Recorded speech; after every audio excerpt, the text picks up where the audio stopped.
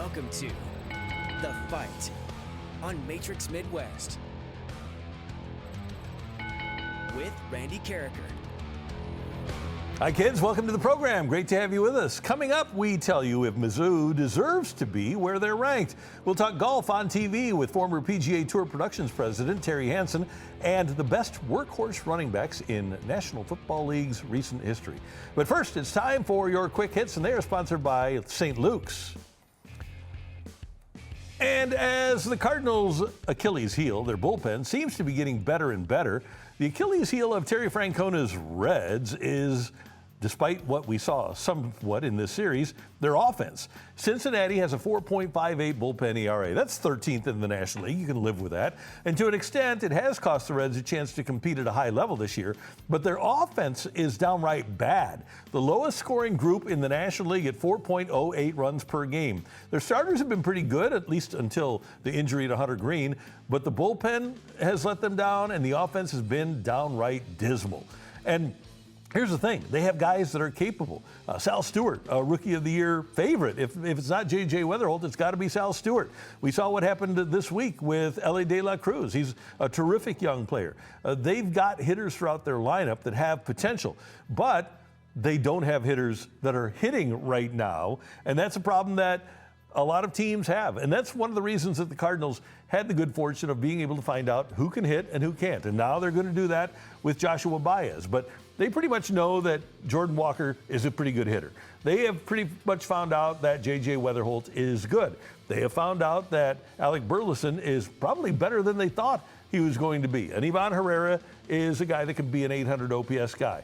Cardinals are finding hitters. What the Reds need to do is do the same thing. They need to give guys runway. They have to quit giving up on young hitters as quickly as they do, and they can do what the Cardinals do. In a similar market, they're capable of building a system and developing young players. They have the best young starter in the National League right now in Chase Burns.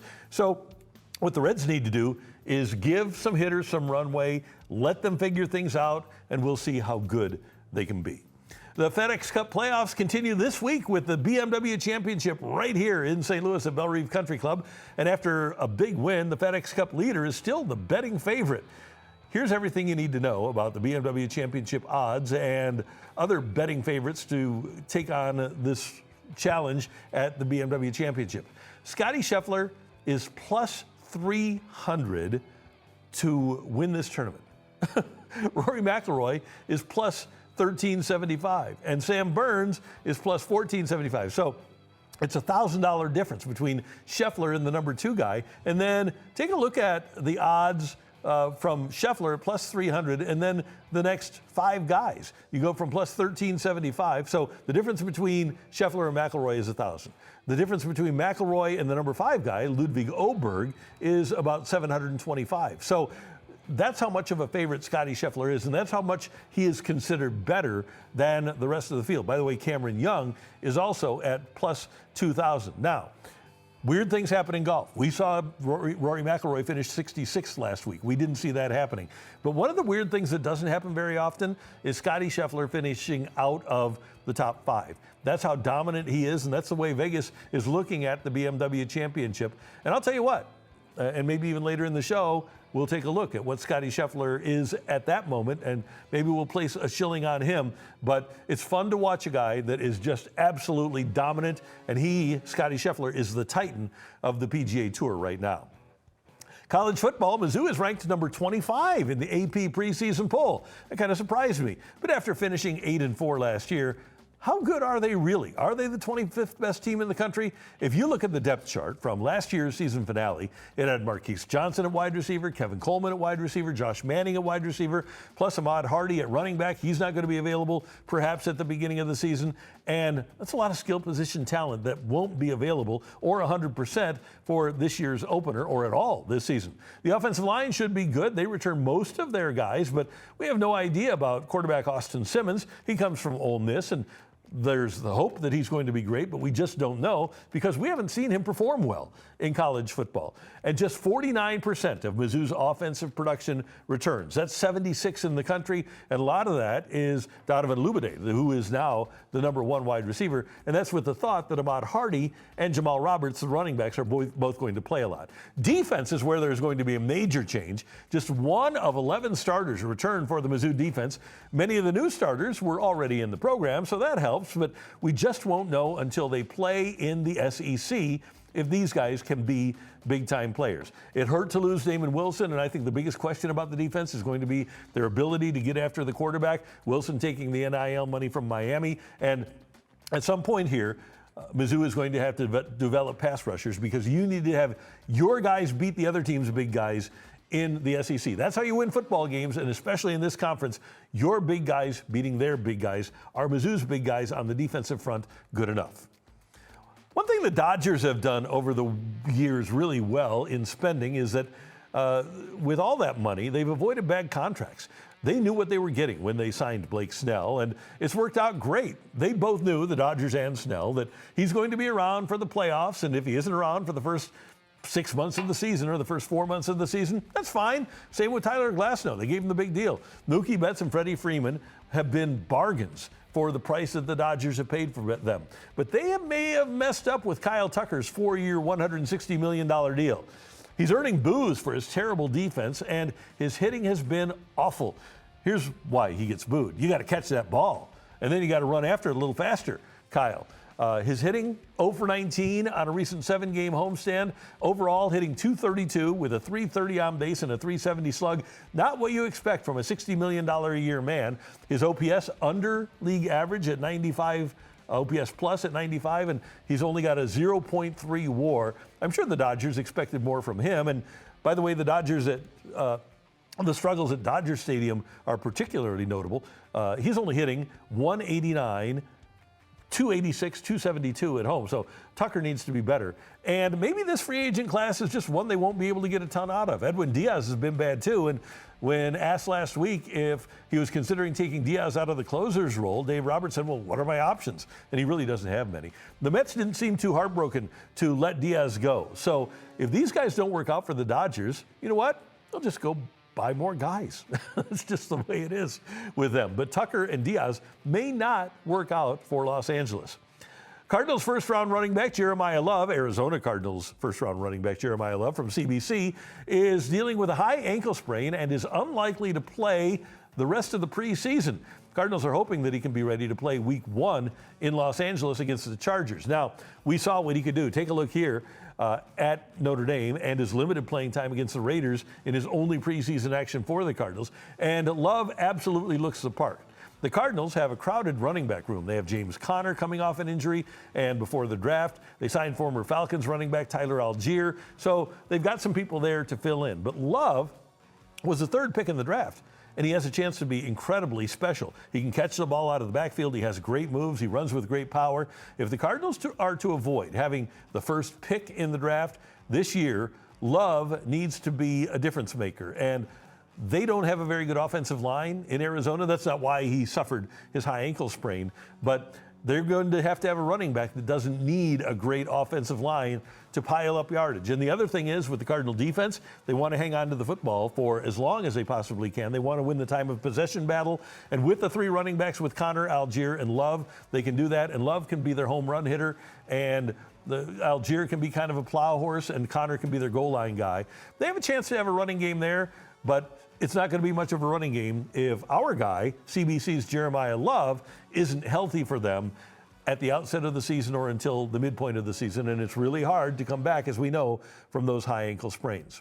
Those are your quick hits here in the fight, and they're sponsored by St. Luke's. Top-notch doctors in everything from heart health to orthopedics and more. Visit stluke's-stl.com today.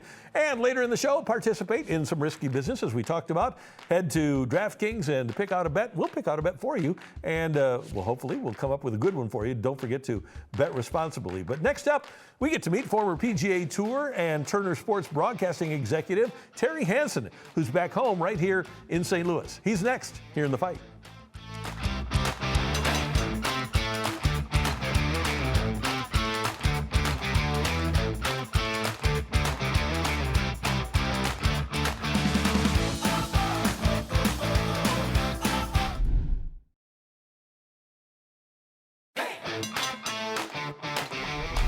Welcome back to The Fight, and with the BMW Championship in town, and a lot of people in St. Louis will be watching it, wanted to take advantage of an opportunity to talk to Terry Hanson, a native of East St. Louis who's moved back to the area after a long career doing many things.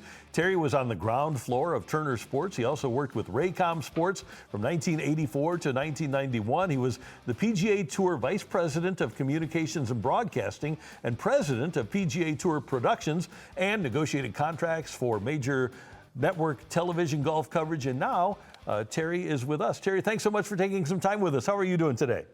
My pleasure, Eddie. I really gonna enjoy doing this. Well, we're looking forward to visiting with you. And I want to talk about the tour because it's just so massive now. And they've been working on Belle Reve for more than a year. And there's going to be global coverage of an event like this. How much has coverage of golf changed in the last 40 years since you were there? Well, one of the things is the Golf Channel came on, so there's so many events that are covered in the early rounds. That didn't used to have to happen. The coverage is more player access. There's a lot more player access than there was before. The technology has gotten better with the cameras and everything of that sort. And it's just, and then when Tiger came along, man, and that changed everything. That just changed everything. And, that was the major breadwinner for the tour when I was there. The rights fees in golf was the biggest income at the PGA Tour. And every sport wants to make tons of money, obviously, from television. Golf is no different. What was it like, though, pre-Tiger, when you were working for the tour? Well, I was tasked with going out and getting the title sponsors. So you had the ended up with the AT&T Pebble Beach and things of that sort. And unfortunately, Beeman assigned me to go out and tell people that they now had title sponsors. So when the Bing Crosby became the AT&T event, Catherine Crosby was not real thrilled with that, nor was anybody else. But the fact remained that we had to have the only way we could get this paid was by giving the title sponsors. And when I started a negotiation at the outset, they had to have $4 million to get their name on television. And then there was a split between us and the networks on what the rights fees ended up being. And they were like $600,000 at that point in time. And now I don't say the word obscene because they earn every nickel they get. And playoffs and everything else, FedEx Cup has increased the amount of money that they receive. Terry, you mentioned the cameras and the breadth of coverage that we have because of Golf Channel and the other networks. But just in terms of the production of the tournaments, what do you think the biggest change in general TV golf coverage has been? The instant stats, the different angles of cameras. They can do overhead shots now when they put that wire up there and things of that sort. All that's changed, and I really have to the immediate statistics, how far the ball's gone, and all that type of stuff. I mean, technology rules, and they've certainly taken advantage of it over the years. Yeah, I would have never dreamed when we were watching golf in the 80s that they would have the tracker technology that follows the ball exactly where it's going and is as incredibly accurate as it is. You mentioned the yardage, and they get it down to the inch. It's incredible. I mean, the yardage, just a quick story, when John Daly won the PGA up in Indianapolis, and he started hitting the ball so far, I gave CBS an idea that they should take him to a runway somewhere, because it was in Colorado where they were playing the next event, to see how far the ball rolled. And Big John, missed the fairway all 4 times he tried. But I think Tiger subsequently wound up doing that and hitting the fairway, right? Didn't it go like almost 1,000 yards because? It did, something like that. But John, first of all, I asked John's agent if he'd do it, and he said, well, he needed to get paid. I said, where do you think he gets his purses from every week? It's from television. Well, then John came out half-heartedly, gave an attempt, and I love John, but John's John. Hey, Terry, I want to have you take us back to the start of Turner Sports, because for a couple of generations now, Turner Sports is just second nature. Oh, it's on Turner tonight. We've got the NCAA basketball tournament on Turner Sports. We had the NFL, we had the NBA on Turner Sports. And it seems like Ted Turner was quite a visionary. What did he want you and your team to accomplish when Turner Sports got started? Well, when I first got there, and incidentally, I came right out of soccer, named the head of a network. I had no idea how I was going to handle that. But when he started out, he said to me, I want big events. And quite frankly, money is not an object.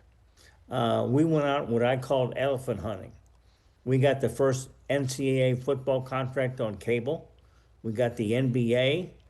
We put together this great event of Sampson versus Ewing. Mm-hmm. We did the Louisville, Kentucky game that had never been done before. When we got college football, Ted said to me, how much do you think it's going to cost? And ESPN was our main competitor. And I said, look, I think they're going to come in at about 10 million. And it's no bid. It's sealed envelopes, sealed bids. But knowing the NCAA like I do, they'll go behind our back to ESPN. And they'll probably end up about 12.5. And he said, okay, spend 18. I said, 18?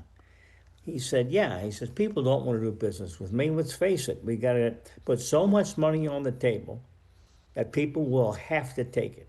And that's how we got things. And he would spend what he needed. A visionary, CNN. The man was brilliant. And how did college football do on Turner? Was it a ratings mover? Yes, it was, because this was the first ever first of all, the first ever cable package, mm-hmm. and we had to have them in prime time on Saturday nights. And, I assumed that we spent $18 million and, okay, well, Maryland will go to RFK Stadium and all this kind of stuff, but that didn't happen. And fortunately, a guy from Iowa got a hold of me, and that was Musco Lighting. That's lit in stadiums all over the country. But they lit them for us on a temporary basis for the night. They brought 2 trucks in, and they would light it mobilely. And that's how we got all our events on television. That's remarkable. A lot of people, in reading books or listening to interviews with people that have been around, like Chris Berman, they say that the turning point for ESPN was getting the NFL rights. What do you think the turning point was that made Turner Sports become what it has become? I think it was college football. Mm-hmm. I think it was the NBA. David Stern was the new commissioner, and he was not traditional. I think he and Pete Rozelle are the best commissioners in the history of all sports. And David had foresight, and he was smart, and he liked Ted, and he liked what we were doing. And if we even came close to the bid that everybody else had, he was going to give it to us. And that's how the whole inside the NBA thing started. I mean, only at Turner Broadcasting would they allow the freewheeling things that these guys now do on the air. I mean, everybody else was a little bit tighter, They didn't mm-hmm. like the Charles Barkley's and those guys going off. Ernie Johnson Jr. is a brilliant man. His dad, Ernie, worked for me on the Braves games. But what these guys have, they have revolutionized studio broadcasting, and now people are trying to catch up. And when you see the number 1 billion or 10 billion associated with TV rights fees, and you're talking about blowing somebody out of the water with 18 million, what do you think? Well, nobody's forcing them to pay it. Mm-hmm. If they want it, they'll pay for it. But things like the playoffs in college football, that wasn't there before. That's a lot of extra income. And look, they spend a lot of money in college football. Look at the salaries of the coaches. I mean, there's a lot of expense there.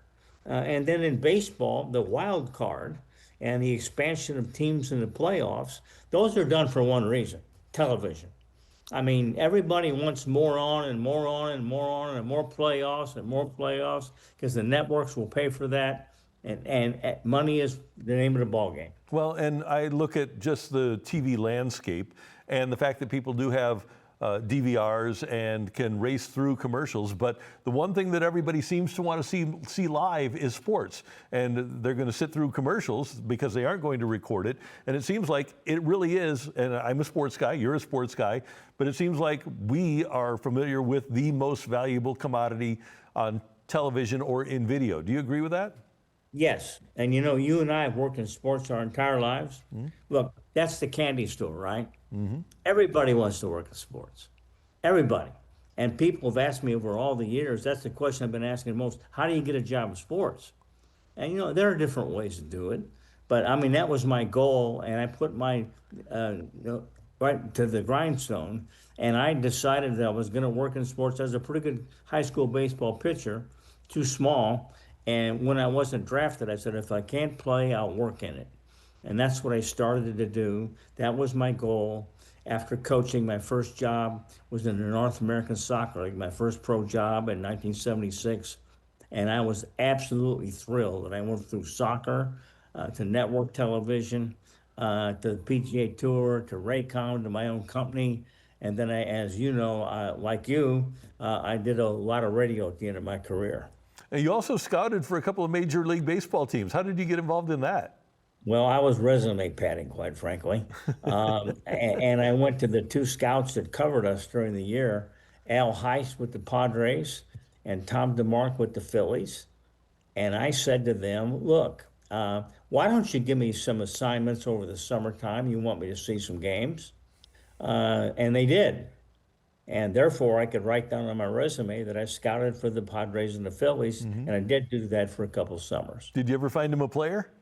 Paul Splittorff. Oh, yeah, okay. Former Royals pitcher, right? Former Royals pitcher. One of those guys had him first, and there was an internal trade is how he got to the Royals. Oh, okay. But I tell you what, you didn't put cards in on many people. I mean, the scouting is hard. I mean, and speaking of baseball, I just have to throw this in here. You know Greg Vitello from Yes. here in St. Louis. So I knew son Tony when he was growing up as a baby. And to watch him now being the manager of the San Francisco Giants, that's about as good as it gets. I'll bet. You mentioned, I don't want to gloss over this, you coached soccer, but you never played it, but you wound up being an NAIA Coach of the Year. Yeah, how about that? Even a blind squirrel can find an acorn, right? Well, when I first started, I took the seniors in when I first got the job. And I said, look, you guys probably aren't thrilled with me being the coach. And I said, but tell me what you want. And they said, well, we want you to recruit in St. Louis. St. Louis players were just showing up. And I put on a full court press recruiting in St. Louis. And I get the idea from Greg Vitello, of course. Everybody who recruited St. Louis came in and they would look at the top players.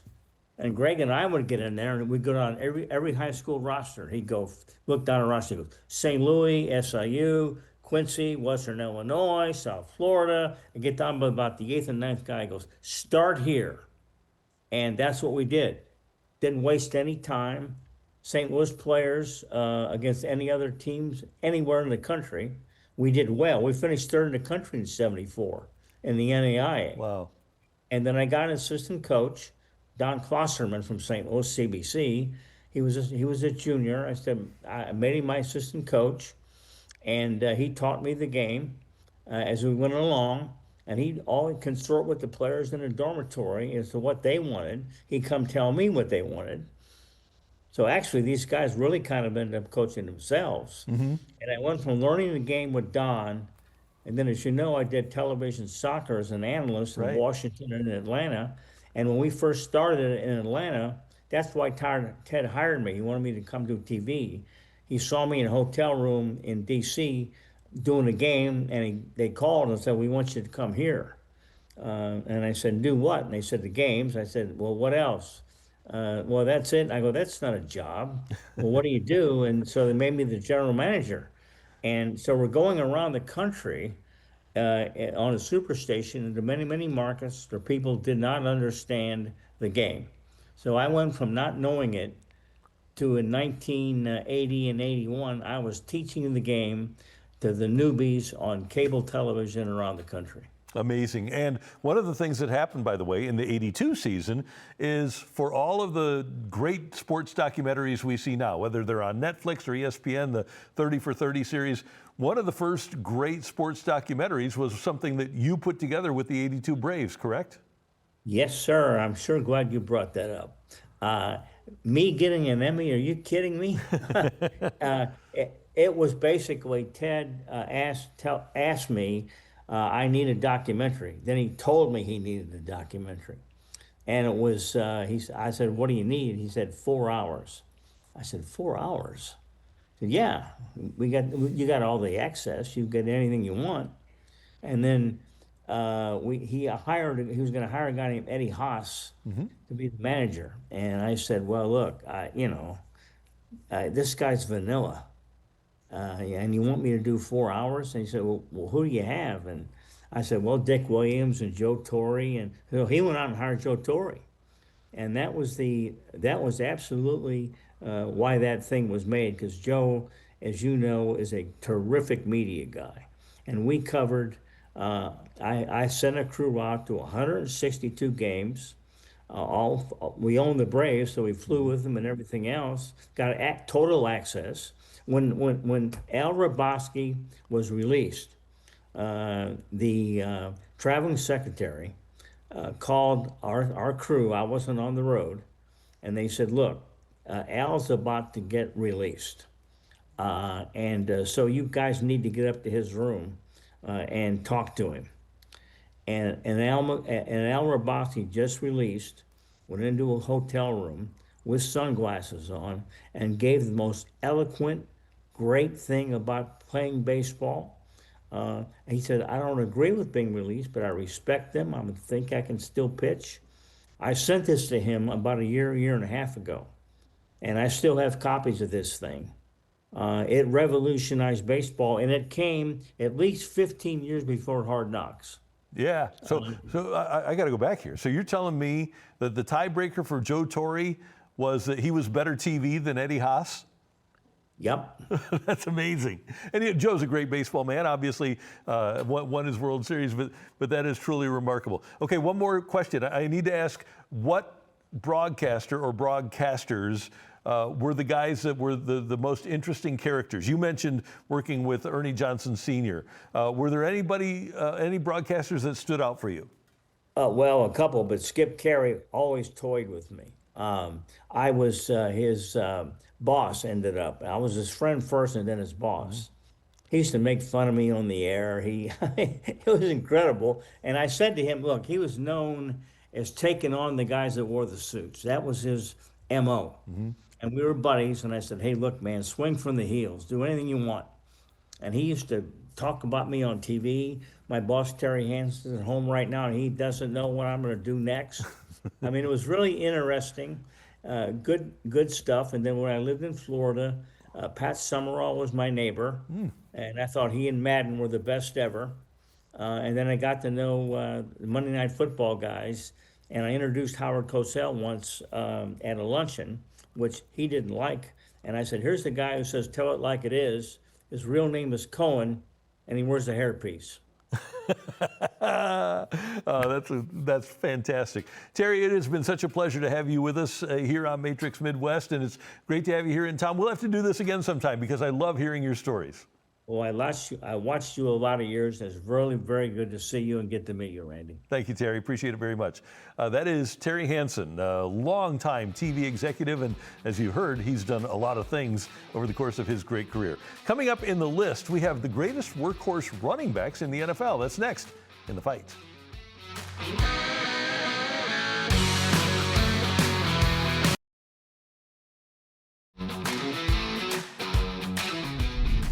It's time for the list, and these days we always hear about how the workhorse running back isn't a part of football anymore. But that guy is coming back. You've already got Derrick Henry, Jonathan Taylor, Saquon Barkley. There are a few running backs in the league that can take the rock 30 times a game. Well, one time when USC coach John McKay was asked if he was concerned about running O.J. Simpson so much, McKay replied, "Ball's not heavy." And he's right. Well, new Dolphins coach Jeff Hafley joined Rich Eisen on his show and mentioned that Devin Achane is going to be one of those guys. I just gave Achane a heads up this morning, and told him he better be in good shape because I told him there might be some games where I have to pick him up and carry him back into the locker room because he's going to be so tired. And I told him I don't ever want to see one of these head taps all year. And he looked me right in the eye and said, "You'll never get that head tap from me." I said, "Don't worry, buddy. After you touch the ball 40, 45 times, I might have to pick you up and I'll carry you back into the locker room." I love the guy. I mean, you want to talk about a guy with some juice and a guy with personality starting to come out and a guy who's starting to become a leader. I just like those guys who can kind of give it back to you a little bit and have some fun. And I think I would say this about him, Rich. He's one of the smarter players. When you talk to him, like today in a walkthrough, I was kind of like, "You're not going to pick up this blitz, watch." And he's like, "Yeah, we're going to do this and that." It's like, he's really a smart football player. And it's fun to go back and forth with him. And he's got this fun energy about him. And that brings us to some other studs, the workhorse running back. In the list, there were some good ones that didn't make it. Ricky Williams, Frank Gore, Curtis Martin. But these guys really carried the load. And let's start with number 6, Terrell Davis, the Hall of Famer. A really underrated workhorse Hall of Famer, even though he is in Canton. He got hurt at a relatively early age, and people don't remember how much he carried the ball. In his second, third, and fourth seasons, 345 carries, 369 carries, 392 carries. In fact, in 1997 and 1998, Terrell Davis led the league in playoff carries too. He was a big-time workhorse, and they just kept feeding him the ball, and he kept taking it. Davis had dealt with knee injuries in college, so the fact that he had some problems in the NFL with his knees wasn't a surprise. But if he hadn't gotten hurt, how many carries and yards could he have put on the stat sheet? With as much as Mike Shanahan liked to give him the ball and the way that he carried the ball in that offense, he could have been one of the all-time greats. But he was a workhorse in his time in the late 90s. Terrell Davis in at number 6. All right, number 5, Derrick Henry. You know, there's only recently been one guy that's been a workhorse for an extended period, and that is Henry. You can't count Saquon. He hasn't done it consistently enough. Can't count Bijan Robinson or Jahmyr Gibbs, not yet. And you can't count Jonathan Taylor because he's had his injuries. But man, Derrick Henry just keeps piling up the carries and the yards. In the last 7 years, 5 seasons of 300 or more carries and another year of 280 carries, and he's still super effective. Last season, Henry averaged 5.2 yards per carry and had 16 touchdowns at the age of 31, 2 years after the Titans had determined that he was too old to carry the load at running back in the NFL anymore. Derrick Henry is an absolute workhorse. I love to watch him run. I think we all love to watch him run, and he is number 4. All right. Let's get to Eddie George, the first running back with 300 carries in each of his first 5 seasons. And he was the second with 1,200 yards in each of his first 5. Only Eric Dickerson had done it before him. And Eddie played a physical game, as we remember from Super Bowl 34. He was dishing out contact on a regular basis. Eddie George's 17-game averages, 348 carries and 50 catches. That's 398 touches a year for his entire career. Unbelievable. And oh, by the way, this isn't a guy that didn't put any miles on his body in college, because at Ohio State, they loved to run him too. He was a physical specimen. He loved to pound people, and he deserves to be on this list as one of the great workhorses since the Super Bowl era started, Eddie George. All right, let's get to number 3, Edgerrin James. In Edge's rookie year, he led the league in carries and averaged 27 touches a game. He had even more in his second year and wound up with 7 seasons of 300 or more carries. And beyond the carries, James caught the ball out of the backfield. In 7 years with the Colts, Edge averaged 51 catches and 363 touches per season. James was the definition of a workhorse. Of course, when the Colts traded Marshall Faulk to the Rams, the guy they took in Indianapolis was Edgerrin to replace Faulk. Ricky Williams was in that 1999 draft too, and the Rams subsequently told me that had they not been able to trade for Faulk, they gave up 2nd and 5th round picks to get him, but they would have taken James over Williams, and they wound up with Faulk and wide receiver Torrey Holt. Edgerrin James wound up, like Faulk, in the Hall of Fame. He's a big-time stud. All right, number 2 is Eric Dickerson, who has the all-time record for yards in a season with 2,105. He led the league in carries 3 times, years of 390 carries, 404 carries, and 388 carries. He's 11th all-time toting the ball with 2,996, but he did that in a shorter career than many of the other guys above. He didn't slow down either. He was a tough guy. Dickerson's carries meant something. He set, as we mentioned, the all-time single-season rushing record in 1984 and had at least 1,000 yards in each of his first 7 seasons in the league. And look at him run, that style. How are you going to hit him? There's no wonder that he was able to run the ball so much, because he didn't have to be that physical bruising back like a Henry or an Eddie George. It's hard to hit him. Fast, upright, and he could run all day long. Eric Dickerson, number 2 on our list. All right, number 1, and I made a late switch here because I wanted to be reasonable and fair, but I didn't have a Cowboy on the list because I don't like the Cowboys, and I hate to give it to a Cowboy, but he does have 600 more carries in his career than the number 2 guy. Emmitt Smith had 4,409 carries in his career. The great Walter Payton is second with 3,838. Emmitt had consecutive seasons of a league-leading 365 carries in his second season. Then years of 373 carries, 283, and that was the year he held out and only started 13 games. Then years of 368 carries, 377, and 327, and everyone knew he was getting the ball. The Cowboys didn't just work him. They ran Emmitt Smith into the ground. At least they tried, but they couldn't pull it off. He was the definition of a workhorse, a 3-time Super Bowl champion, so he was the man during the playoffs. He played hurt. He was tough, and as you can see, he wasn't known for his speed, because people say, well, Barry Sanders had better long-distance ability. Emmitt had some long-distance ability, too. Played behind a great offensive line, but look at the way he carried tacklers with him. He was an absolute stud, and he is our number 1 workhorse of the Super Bowl era among running backs. That, my friends, is the list. Coming up, we've got a great bet for you, as we are going to bring you our daily wager here in The Fight.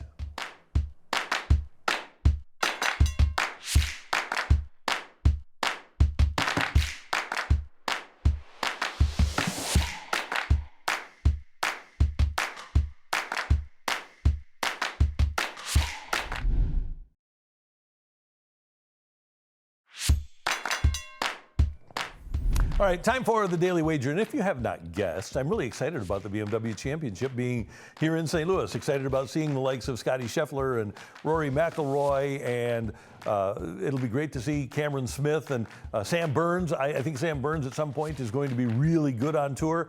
Maybe not right now, though, because last week at the FedEx St. Jude Classic, Scotty Scheffler dominated in the last 3 days. Fired a 61 on Friday, rolled on Saturday, and then pulled away on Sunday for an 8-stroke victory. He was 17 under par. Second place was 8 under par. When he's going, Scotty Scheffler is far and away the best golfer on the planet. And he appears to be going right now. And that's where we're going to go with our daily wager. I could play conservative, and I could say Scotty Scheffler's at 168 going to finish in the top 5, because he usually does. He's got 5 top 5 finishes this year. So I could do that. I could take him to be a runner-up, but why should I do that? Scotty Scheffler has 2 wins on the season. And with as dominant as he was at the FedEx St. Jude Classic, and you heard Jay Delsing on our show earlier in the week talking about how this course, Belle Reve Country Club, matches up perfectly for Scotty Scheffler's game, especially the way he's putting right now. I'm going to take Scotty Scheffler to win this thing at plus 300. Starts Thursday through the weekend at Belle Reve Country Club right here in St. Louis, and I think that Scotty is going to win. So at plus 300, it's really not the most valuable bet in the world, but I'm going to take it at plus 300, and let's see. You know what? I accidentally put too much money on that. I was going to put $300. I was so confident. So let's put $100 on, and let's find out how much we're going to make, shall we? The payout's going to be $400. You're going to get a $300 profit. Now, could I go McIlroy to win at plus 1,300? Yes, but that wouldn't be responsible usage of my money. So Scotty's going to win, and I'm going to bet on Scotty to win at plus 300. And that, my friends, is our daily wager, and we hope that you will gamble responsibly throughout the course of the weekend. Coming up, we've got today's fun fact, we've got story time with Uncle Randy, and we also have this date in sports history. Stick around for that next in The Fight.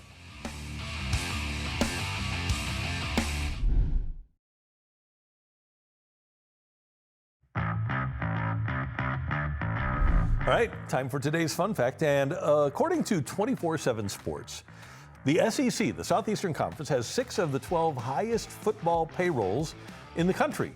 LSU is number 1. No surprise, they paid big to get Lane Kiffin, and they told him, yeah, you can spend whatever you need to get players. So LSU has the number 1 payroll in the country. Then you have to drop to number 6.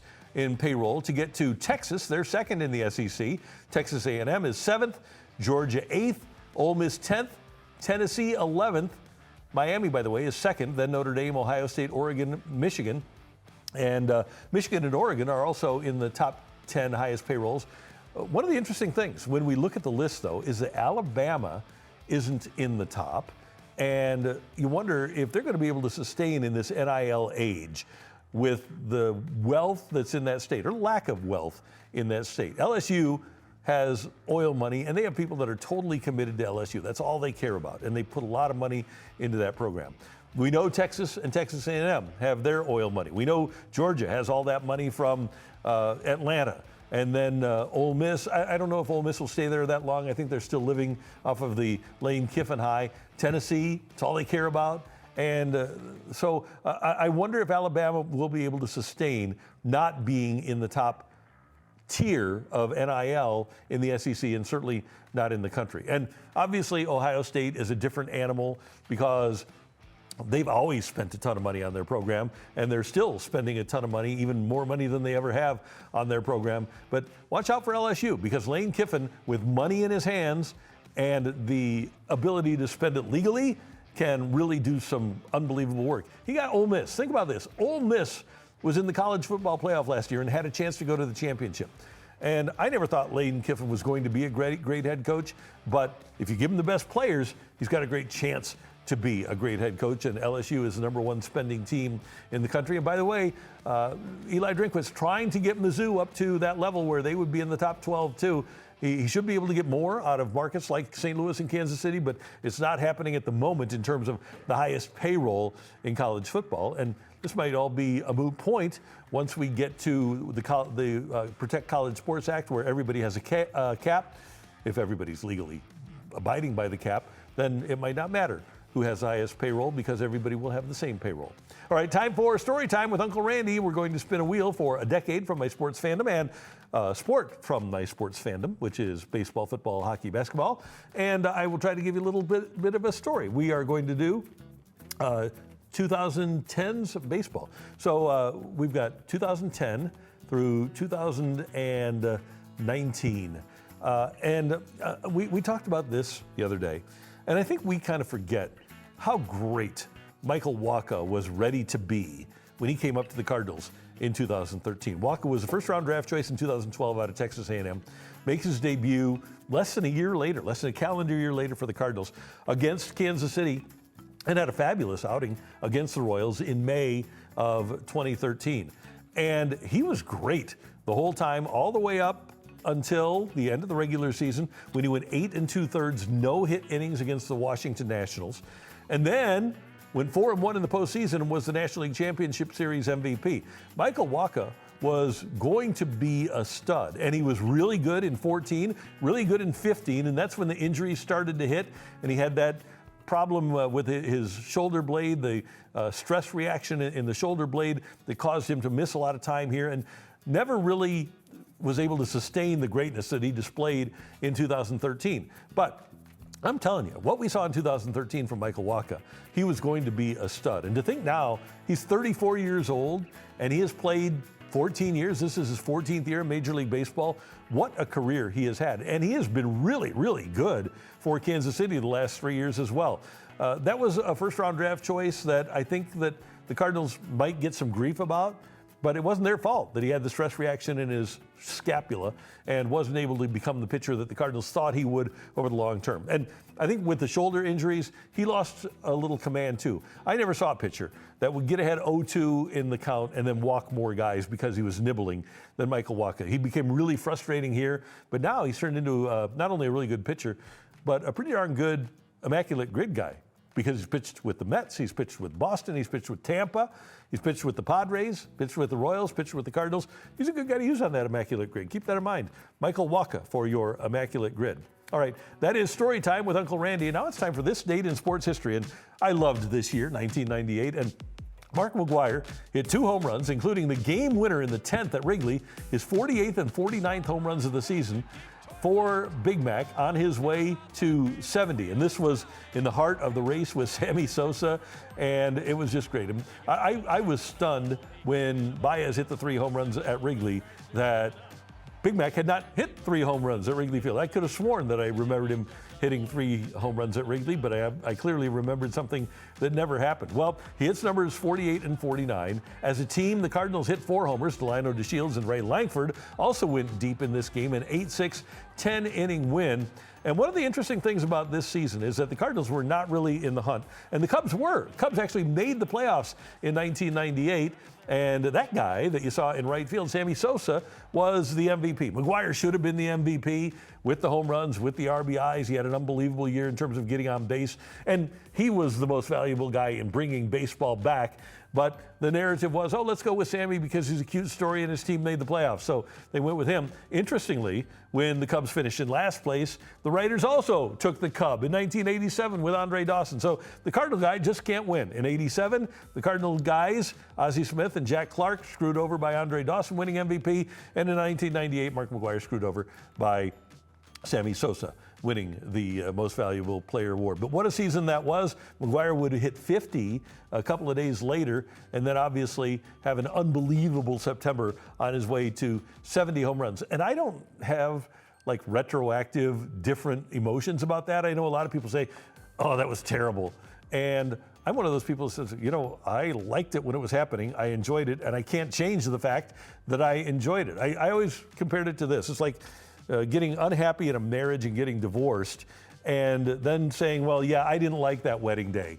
It was no fun. Well, yeah, the wedding day was fun, but over the course of time, you might have lost some of the fire that you had. Maybe you've lost some of the fire that you had for Mark McGwire hitting the 70 home runs, but you can't tell me that you weren't having a good time when Big Mac hit those 70 in 1998 and 48 and 49 at Wrigley Field, and he hit some bombs.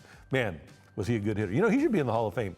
Obviously, he admitted using PEDs. But if you look at his numbers, his career OPS and on base and home run numbers, he's like top 15 in all of those. And so he should be theoretically a Hall of Famer. Mark McGwire should. All right, that is this date in sports history, 48 and 49 for McGwire at Wrigley Field. And if you don't want to miss out on some great Cardinal things that happen, check out Fastball, a 1-hour condensed version of the previous day's Cardinals game on Cardinal TV. It airs at noon and 4 right here on Matrix Midwest. And then after that at 5 o'clock, tell your friends to check out The Fight with Randy Carricker at 5 and 10 every day, and then 7 the next morning. And you can catch us on the Matrix Midwest app and First Alert 4 on. Just search for that wherever you stream, whether that is Roku, whether that is Amazon Fire, whether that is YouTube. You can find us on that all the time, and you can see us on First Alert 4 at 7 o'clock every night. And don't forget, we are the trivia game.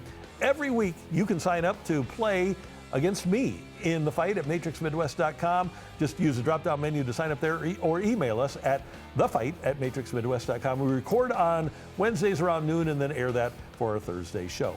Hey, we hope you enjoyed hearing from Terry Hanson. We had a lot of fun. For our director, Tyler Klaus, I'm Randy Carricker. Thanks so much for joining us. We'll see you next time in The Fight. So long, everyone.